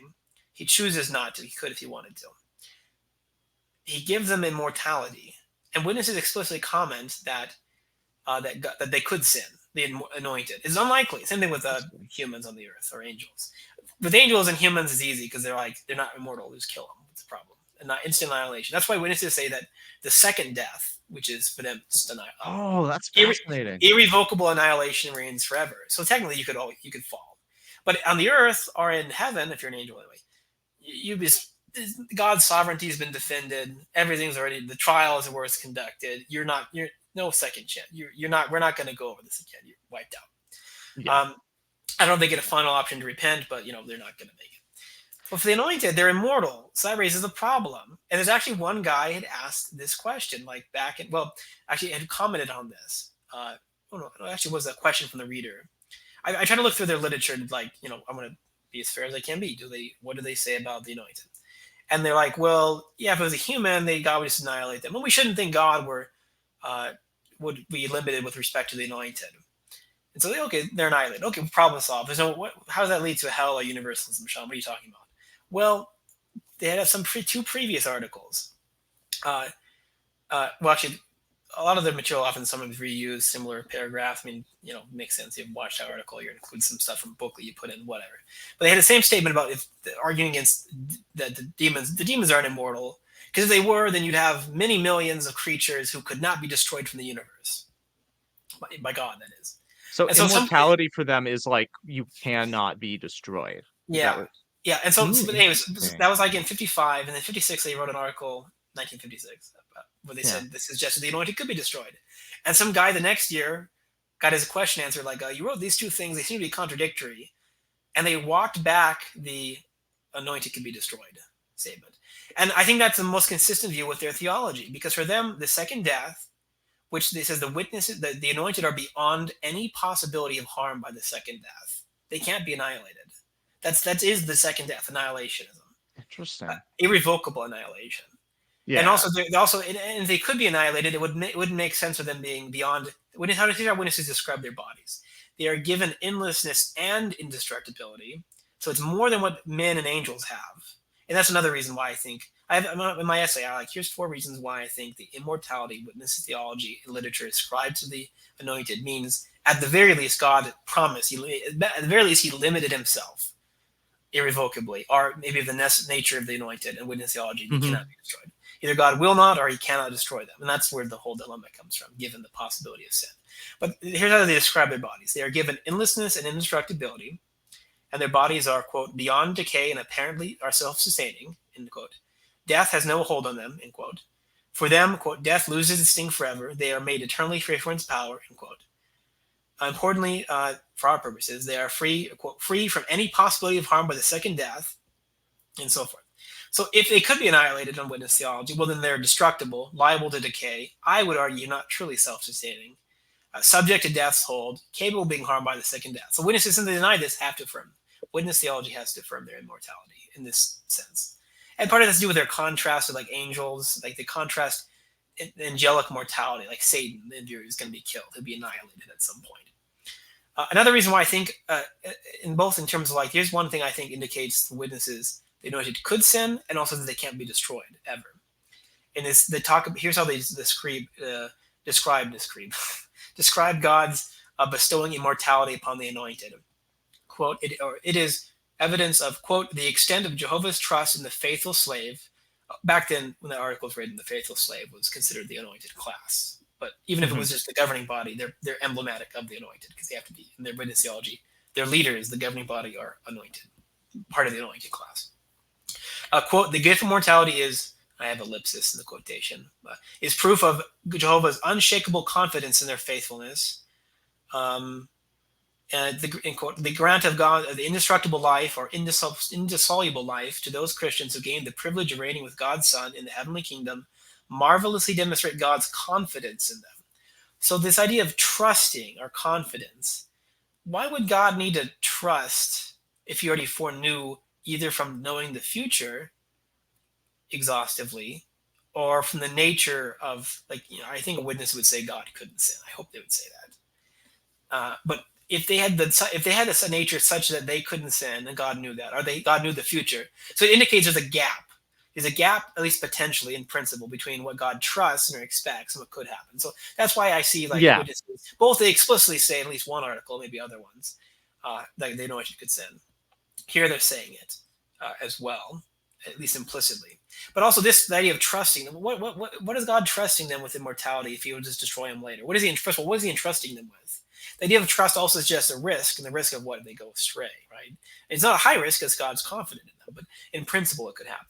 Well, then that kind of a dilemma. Either given that the God would not be lenient to the inerrant human at this point, or angel, I mean, he wouldn't be lenient to them. But at the very least, their punishment, because they still deserve punishment, their punishment or their reconciliation is either going to look like eternal hell or universalism, or at least for the anointed. So at that point, it's like, what is a witness opposition to hell for everyone, or a universalism for everyone. But Oh, there's a problem interesting. there, I'd argue. Yeah. And I had a witness. I try to submit to you some witnesses I find online. Like, hey, what do you think of this? Like, I was a witness. I'm familiar with witness literature. Search tool. Anyone can be familiar with it. But I want to make sure like I'm being as fair as I can be. It's not really satisfying to just have an argument that sounds good or is persuasive because you're sleight of hand. But I think it's a good argument. In prison I don't see how a witness could escape that one. And I see, and for the record, for people listening to this, since I follow, Sean online, like I see him actually interacting with them. He will tag some Jehovah's Witnesses and say, "What do you think of this argument I have?" And he'll post like screenshots. So yeah, Yeah, you are and, directly interacting. and sometimes they kind of comment a little bit. Here's actually one example of a shorter one. I was we're getting close to near the end time. I want to mention at least two more. One I like in terms of like the anointed. I'll start with that one, and that's I call it my argument more than you bargained for. So witness theology. Part of the reason why Christ was only both part of the reason why Christ became only human. So like part of why he even if they thought even if it were possible Christ could have two natures, angelic and human on the witness view, he would be God, of course. He Hmm. couldn't have that because the atonement had to be an exact match to Adam, Oh, that's interesting. God's Yeah. justice. So he only the value of the atonement on the witness theology is only the value of a perfect human life. It was exactly corresponded to Adam. And part of this, and it makes sense given what they say, witnesses also say that the Christ redeemed exactly what Adam lost. Well, witness theology, what did Adam lose? Eternal life, a prospect of eternal life on a paradise earth. But they also say, as we recall, that the anointed are part of the new covenant. He also gained both immortality for himself, although they kind of view that as God's gracious gift to Jesus. But the scriptures describe they don't describe the anointed as witnesses conceive of them, but like assuming witnesses are right about the anointed. In that view, the scriptures describe that Christ bought the anointed, through his blood and death and so forth, Yes. and so he gains for them the anointed class, the blessings and the status of the anointed class. They're reigning, they're being immortal spirit beings, higher than the earthly hope of the great crowd is obtained through the atonement. But that's not part of what Adam lost. So there's like kind of a problem here. There's how are they going to either they have to give up this exact equivalence between Adam and Christ. So then that undermines why Jesus had to be only a human being. How are they going to work? Is going to hinder their maybe it will soften their resistance to the two natures view because Christ can't just be only a human person. And maybe there's other ways they try to salvage it, but at least as it stands, witness theology I think is contradictory there because he gets more to the atonement than on witness theology he should be allowed to get, given what they say about what the value of the atonement is and what he actually obtains from it. That's a really interesting criticism. Like this is what I'm talking about. I mean, Yeah, obviously the other stuff you've said have been really good, but this is a really interesting one that I have not thought of. Also, clever title, by the way. yeah, More than you bargained for. That's yeah. quite literally true. It's I great. have another one. The other one, the one I just mentioned before that, there may be hell to pay. There will be hell to pay. I don't know. There may be hell to pay. I'm the witness you. Oh And my gosh, it's hilarious. I told for those listening, I told Sean before this. I go like, just be your witty self. Like, do everything yes, you do because I am somebody who likes to make these kinds of jokes. Sean gets me every time with these. So good. if you want to follow him for more stuff, like you're obviously going to find this advanced stuff. You're also just going to see sarcastic wit, and it's pretty great. But go Maybe. on, right? My cousin once said I was a witness. Well, when I hang out with him a lot, he's like, "Yeah, Sean makes a lot of jokes. About half of them are funny. So just forget the other half, and then you'll be amazed. Like just justify my joke, and all that remains is good, right?" My Another girlfriend one's says going to none of my be. jokes are funny, sadly. But go on. Well, I like the joke you told me before we were doing this about the. But in any case, the other one is going to be. It's not as cleverly titled, but no take back. So the witness is part of why Jesus, in their view, couldn't be raised up as a human being was because it would like undo the atonement. And Oh they're yeah, like, this is well, an because objection atheists it's make. a Yeah. yeah, it's a ransom in their view. So like he can't take back the ransom. I mean that's kind of like you have an overly strict view of like what ransoming means. Like Yeah. you think when Caesar was ransomed from the pirates that he like, well, I can't kill him now because I gave him the money. I can't take it Yeah. back. And Yeah. actually, witnesses in their article about ransoming, by the way, they comment about how God, in scriptures, He ransomed Israel with Seba and Ethiopia and Egypt, those countries, right? Basically, and it kind of worked out like because Persia liberated the Jews, then he'd Mhm. get Persian hegemony over these nations. I think that's the idea, and that's how witnesses, I think, interpret it. But do you think the Persians don't still control those nations, do they? I think God gave them to someone else. That's So, like, interesting. Yeah. so they even in their own case is kind of just on its face a weak argument. Same thing with sacrifice. Like, well, the Old Testament sacrifices, they were burned up; they didn't come back to life. Like, well, Christ is, first of all, no, the Old Testament sacrifices had promises of resurrection. They weren't like, bull, you're going to be resurrected. Don't worry. But also in Scripture, Abraham offers Isaac up. I mean, he didn't literally kill him, but it's still in Scriptures he offers him up and receives him back. So even on its own face, there's kind of weak argument. But my point is, witnesses don't apply this take back principle consistently with respect to their view of the resurrection, and more particularly how like sin, the penalty of sin is just death, physical death. Their view annihilation, but it's death that is the payment of sin. Wages of sin pays is death. They interpret that as you die, like not like death of soul.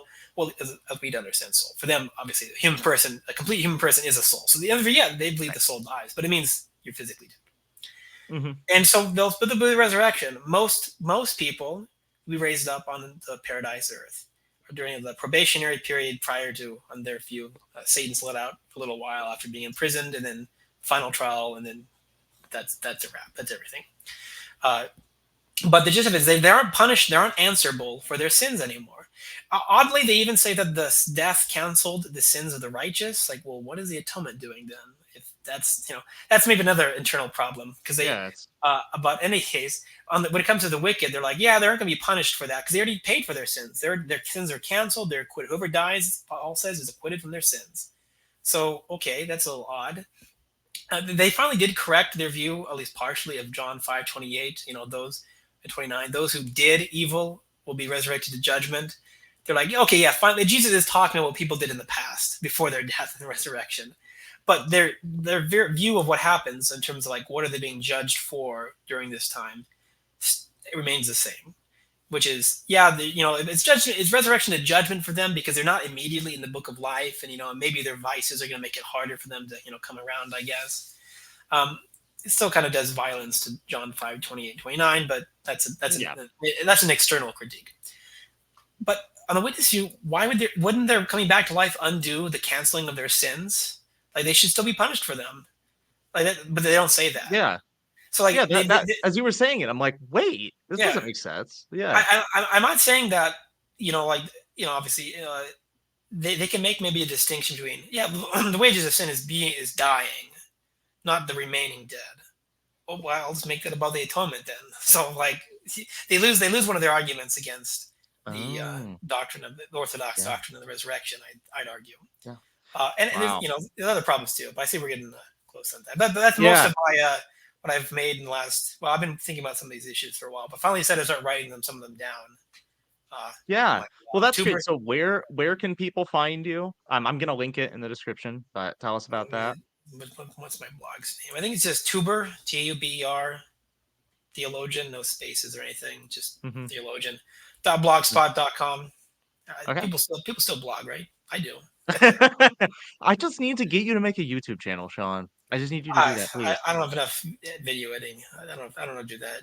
This is Oh, you. I'll just co-opt don't your. make me teach you. Let What? me hack. How do I hack YouTube channels? um, yeah. Anglican scholasticism. No, I'm just kidding. Oh, dude. Please. I'd love this. So for reference, you're Anglican now, correct? Yes, I've been going to Anglican church for a while. I used to be another backstory Nazarene, but Yeah, that may that's be a whole another story. yeah, That may be whole another one story. that I do want to have you on for, though, to discuss. Because Yeah, that's like, oh, wait, for people who don't know, of course, I mean, for our private messages and stuff, a lot of what you and I have talked about historically, at least in terms of our personal lives, has been you, like the stuff that you were doing in college. The Jehovah's Witnesses stuff was stuff we've mentioned and I've been interested in. But yeah. point is, you're a very interesting guy. Okay, good. Well, yeah, that's how much me being in Idaho. So, yeah, Tuber theologian, Okay. blogspot.com. Um, yeah, sorry about that. tubertheologian.blogspot.com. I didn't mean to interrupt you there. Oh no, that is Um, it. Yeah. yeah, so man, I'm sorry that I have to get going for my concert, but it's just been a blessing to have you on here. As I said at the beginning, I doubt this will be the last time that Cool. you're on here. There's much more to discuss with respect to Jehovah's Witness theology on that, but I mean, you have a lot of other stuff that you're up to, and just a lot of other things that are interesting with respect to obviously the stuff that happened in college and all the other things you've been researching and posting online. So, with that in mind, is there anything that you want to leave us out with, like any final thoughts? Uh, nothing comes to mind. I mean, like, obviously, more stuff we could do, like on witnesses. If we want to talk about that again, you do some stuff about the false prophecy or whatever. Like, are they false prophets? I have a appropriately nuanced view on that topic. Oh yeah, Uh, nuanced and charitable, right? yeah, well, I think it's charitable. I want to be charitable. Like, what's the point of Oh, making I was making a art? Michael Lofton joke, but Oh no yeah. worries about that if you don't Oh, get it. okay. Well, I was kind of doing an homage to that. I didn't know the whole charitable thing. I thought nuance was his thing. I didn't know It is, but he charity is also his thing. yeah, charity, Wow. clarity, and nuance. Those are the three. Oh, I Um, didn't know that. I never yeah, watched him. oh, you don't I need only to. know him. I only know him as a meme. I love him so much. I think my favorite is there's one account out there called Michael Loft Dog on Twitter, and there was we're recording this the day after the Trump Biden debate, and this guy tweeted out, like, it's a parody account. He tweeted out, all I need to know is that Biden's in communion with Francis for me to vote for him, or something like that. It was hilarious. It wasn't as bad as that one guy who said that Orthodoxy is the Church of the Father, Roman Catholicism is the Church of the Son, and Protestantism is the Spirit of the Church of the Spirit. Oh, dude, that spirit. There was somebody that commented on it. Like somebody commented, okay, so does that mean the Protestant church is from the Orthodox Church alone, or from the All right, thanks everybody for watching. It was a blessing having you here, Sean. We hope to see you again. Bye everyone. Yeah. Hey everyone, thanks for watching another Scholastic Lutherans video. If you'd like to support us, you can follow us on Twitter at Gerhard's Ghost, or contribute on Patreon at Scholastic Lutherans. There you'll get access to our Telegram chat and other perks. Links can be found in the description. Subscribe, like, or leave a comment, and have a nice day.